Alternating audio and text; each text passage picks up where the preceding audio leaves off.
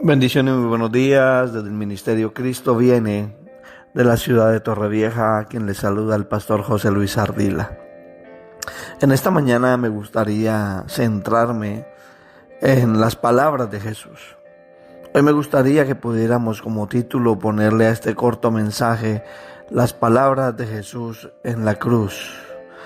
Y si vemos a la luz de la palabra, todo tiene que ver con Él, todo tiene que ver con la persona de Jesús. Y es apasionante cuando hablamos de Jesús. Aún en el tiempo en el que Jesús vino, en el tiempo de los romanos, cuando los romanos tenían control sobre la tierra, nadie podía tener una cercanía con Él y no quedar sorprendido de sus palabras, de sus acciones. Sin importar quién le escuchara, Jesús siempre provocaba algo en sus oyentes. Las reacciones eran muchas, algunas eran de aceptación, otras eran de arrepentimiento, algunas eran de enojo, de envidia, pero todos eran sorprendidos. Los discípulos siempre estaban atónitos por sus palabras. En Mateo 8, 26, 27, Él les dijo: ¿por qué teméis, hombres de poca fe? Entonces levantándose reprendió a los vientos y al mar, y se hizo grande bonanza. Y los hombres se maravillaron diciendo: ¿qué hombre es este que aun los vientos y el mar le obedecen? Nadie quedaba indiferente en su presencia, ni aun los demonios. En Mateo 8, 29, clamaron diciendo: ¿qué tienes con nosotros, Jesús, Hijo de Dios? ¿Has venido acá para atormentarnos antes de tiempo? Ellos entendían que aún no era el tiempo para ser juzgados, pero les llamaba mucho la atención siempre que Jesús se presentaba en un lugar. Hasta los demonios se manifestaban. La legión de demonios pudo identificar al Hijo de Dios. Los religiosos se sorprendían. La palabra lo muestra. Aconteció que cuando terminó Jesús estas parábolas, se fue de allí, y venido a su tierra les enseñaba en la sinagoga de ellos, de tal manera que se maravillaban y decían: ¿de dónde tiene esta sabiduría y estos milagros? ¿No es este el hijo del carpintero? ¿No se llama su madre María y sus hermanos Jacobo, José, Simón y Judas? ¿No están todas sus hermanas con nosotros? ¿De dónde pues tiene esta sabiduría y estas cosas? El centurión romano también, cuando salió a la búsqueda de él, le dijo: yo soy un hombre bajo autoridad y puedo reconocer a alguien que tiene autoridad. Y mi hijo mi siervo está enfermo. Y Jesús le dijo: yo iré a tu casa y sanaré a tu criado. Y el centurión le dijo: no, una palabra tuya será suficiente para que él se levante. Solo una palabra. Toda la gente que se acercaba a Jesús era sorprendida. Toda la gente que se acercaba a Jesús podía ver cómo a través de la boca de Jesús, a través de las palabras de Jesús, todo se sujetaba a Él. La muerte se sujetó a Jesús. Los mares, aún la ciencia, la química, cuando convirtió el agua en vino, nada se podía detener ante la presencia de Él. Él hablaba y las cosas se hacían, porque había poder desde su boca. Se admiraban de su doctrina, porque les enseñaba, dice la Escritura, como alguien quien tiene autoridad. Por eso es muy importante de qué manera hablamos, de qué manera vivimos, de qué manera vivimos nuestra fe. Y la primera palabra de las cuales me quiero referir en esta mañana, de las que Jesús habló en la cruz, fue la palabra de perdón. Fue lo primero que Él dijo. En Lucas 23, 34, Jesús decía: Padre, perdónalos porque no saben lo que hacen. Es el mayor reflejo de la madurez. Amar aún en medio del dolor y del daño. Y en medio de ese perdón nos justificaba. No saben lo que hacen. Por medio de esa palabra nos justificó. Es la primera enseñanza de poder. Jesús no pensó en él, en los golpes, en lo desfigurado de su rostro. Pensó en el objetivo final, producto de su obediencia. Él podría no habernos perdonado y hoy nosotros estar sujetos a condenación. Pero él resalta en toda la palabra el perdón como un fundamento. Si estás ofendido, no diezmes. Si estás ofendido, no tomes la Santa Cena. Si estás reteniendo una ofensa, serás considerado homicida. Si no perdonas, no serás perdonado. Si no perdonas, no tienes autoridad en el mundo espiritual. Todo eso lo enseñaba Jesús en la palabra. La segunda palabra que Jesús desató desde la cruz fue una palabra de salvación por fe. En Lucas 23, del 42 al 43, estando en la cruz, un hombre crucificado a su lado le habló. Y Jesús le dijo: hoy mismo estarás conmigo en el paraíso. Este hombre le dijo: acuérdate de mí cuando vengas en tu reino. Y ahí vemos una salvación por fe. Y ahí me muestra que Jesús siempre da oportunidad. Todos tenemos la oportunidad de entrar en el reino. Todos tenemos la oportunidad de abrir la puerta del corazón, porque la Escritura dice que Él está, no dice que estuvo a la puerta, dice que continúa estando a la puerta y llamando, para que todo aquel que abra cene con Él, para que todo aquel que abra, Él entre a morar en esa persona. Todos tenemos la oportunidad de entrar al reino. Siempre se ha dicho con este pasaje que es la historia del ladrón bueno, y en realidad no es así. Los dos eran ladrones. Los dos eran culpables, por eso estaban en la cruz. Pero para mí es la historia del ladrón arrepentido. Una manera genuina de presentarse delante de Dios. Aún en el lecho de su muerte, pudo reconocer a Jesús como su Señor. Pudo mirarle fijamente en medio de su dolor y ver que de la mirada de Jesús no salía rechazo, no salía desprecio ni odio, sino amor para perdonar. Y otra cosa que rescato es que la salvación es por medio de la fe. Ese hombre no pudo estar en las escuelas de nuevos creyentes, en los discipulados, no se bautizó.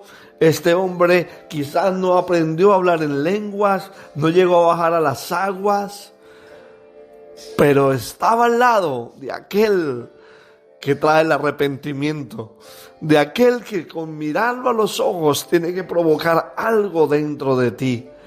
Y este hombre se arrepintió. Este hombre reconoció a quien tenía delante.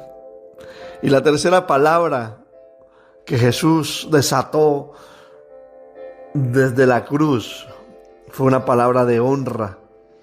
En Juan 19, del 26 al 27, cuando vio Jesús a su madre y al discípulo a quien él amaba, que estaba presente, dijo a su madre: mujer, he ahí a tu hijo. Después dijo al discípulo: he ahí a tu madre. Y desde aquella hora el discípulo la recibió en su casa. La Biblia enseña que sus hermanos no creyeron en él hasta después de la crucifixión. Ninguno de ellos aparece consolando a su madre en el momento del dolor, en el momento de ver morir a su hijo. Aún María tuvo que reconocer a Jesús como su Señor y honrarle como tal. Ella dijo: engrandece mi alma al Señor, seré llamada bienaventurada. Aún ella reconoció que Jesús era su Salvador, su Señor, su Mesías, su Maestro. Jesús enseñó a la honra a los padres, dejando a alguien a cargo de la suya. Quizá José ya había muerto, no hay un relato acerca de eso. Y ella necesitaba estar rodeada de gente de fe. Por eso se la encomendó a Juan, porque conocía el corazón de Juan.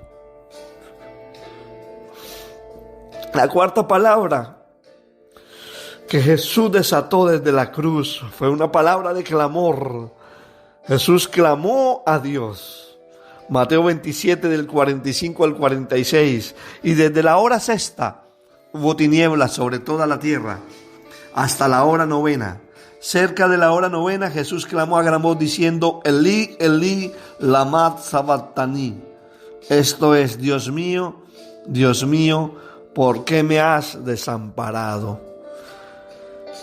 Jesús era el único sobre la tierra con dos naturalezas al 100%, naturaleza divina y humana.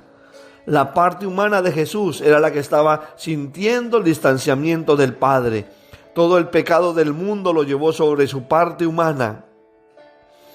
Todo, dice la palabra, que el cielo se oscureció, porque la copa del pecado estaba viniendo sobre él.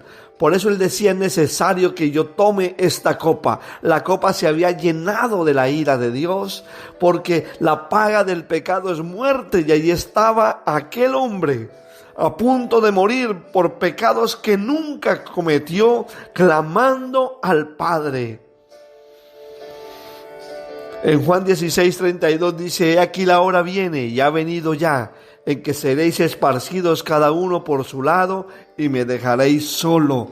Mas no estoy solo, porque el Padre está conmigo. Pero la parte humana de Jesús, la que cargó con el pecado, sintió ese distanciamiento. Porque eso es lo que hace el pecado, hace que nos aparte de Dios. Ponemos una barrera, y es allí donde dejamos de sentir su presencia. Porque cuando le buscamos desde la parte espiritual, alimentando nuestro ser, entonces es donde somos transformados. Mire, lo quinto que sucedió es que hubo un cumplimiento profético. Jesús desató una palabra de cumplimiento profético. Juan 19:28 dice: después de esto, sabiendo Jesús que ya todo estaba consumado, dijo, para que la escritura se cumpliese: tengo sed. Aquí se cumplió lo que dijo el salmista en Salmo 22:15.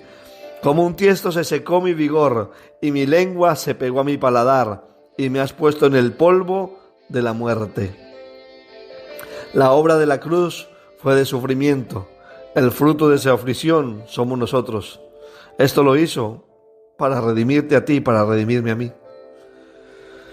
La sexta palabra que él dijo en la cruz fue: consumado es. Juan 19:30. Cuando Jesús hubo tomado el vinagre, dijo: consumado es. Y habiendo inclinado la cabeza, entregó el espíritu. La palabra que usó fue tetelestía. La palabra griega tetelestía, la cual significa consumado es, fue usada en la antigüedad de diferentes maneras. Fue usada cuando una deuda quedaba pagada o cuando un siervo completaba una tarea encomendada por su amo. Al igual era usada por artistas que al terminar su obra inspeccionaban su arte y estaban complacidos con ella. En cada uno de estos casos se declaraba la palabra tetelestai o tetelestía. Era utilizada en el templo cuando se presentaba un cordero de 1 año de edad para sacrificio y se ofrecía la ofrenda.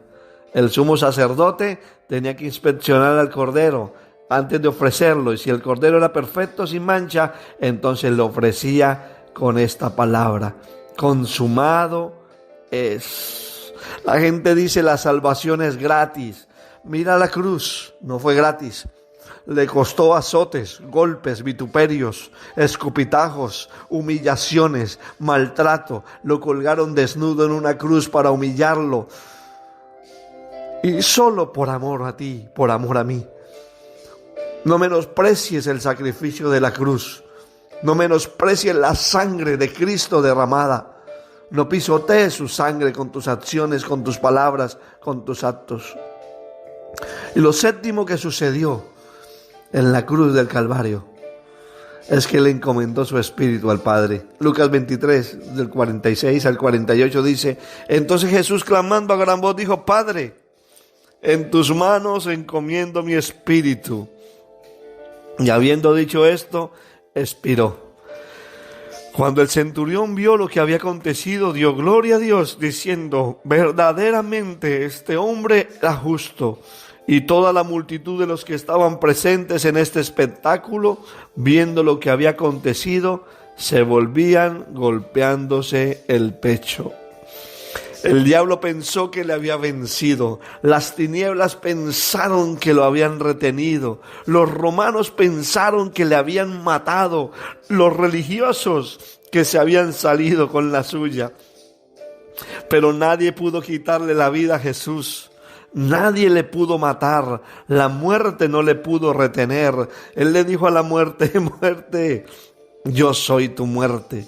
En Juan 10, del 17 al 18, dice la palabra: por eso me ama el Padre, porque yo pongo mi vida para volverla a tomar. Nadie me la quita, sino que yo de mí mismo la pongo. Tengo el poder para ponerla y tengo el poder para volverla a tomar, porque ese mandamiento recibí de mi Padre. Y yo oro en esta mañana para que estas palabras se hagan vivas en usted, para que usted encomiende su alma, su espíritu cada día al Padre, para que cuando usted parta de esta tierra, su alma corra a la presencia de Él. Que usted pueda decirle: Señor amado, consumado es, porque aquella tarea que me encomendaste, el propósito, el destino, el diseño para el cual me creaste, lo he completado, como dijo el apóstol Pablo. He corrido la buena batalla, he peleado la buena batalla, he guardado la fe,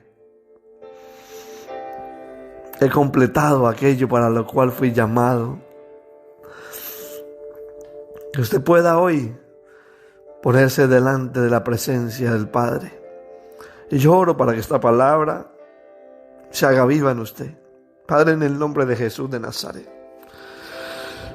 yo te doy gracias por el sacrificio en la cruz, por cada palabra que desataste de bendición para traer redención y vida eterna. Gracias por lo que escuchan este audio, Señor amado, y hoy se están reconciliando contigo. Gracias por lo que escuchan este audio y hoy te están recibiendo como Señor y Salvador. Hoy te doy gracias por ser la paz, el shalom que mora en mi vida. Hoy te doy gracias por ser la luz que alumbra mi caminar. Hoy te doy gracias por ser el agua que nutre mi cuerpo, porque antes vivía en sequedad, en lugares de tiniebla, pero tú entraste a mi vida, Señor, y la cambiaste. Gracias por ser el pan, porque desde que tomo de ti no tengo hambre, Señor amado. Gracias porque tú eres todo, lo eres todo en todo. Gracias, Señor amado, por tu bendita palabra, por tu preciosa presencia que se está derramando a través de las redes sociales. Se está derramando en este momento en los lugares donde este audio está llegando. Glorifícate en ellos, Señor amado, en el nombre de Jesús. Amén. Amén. Dios te bendiga.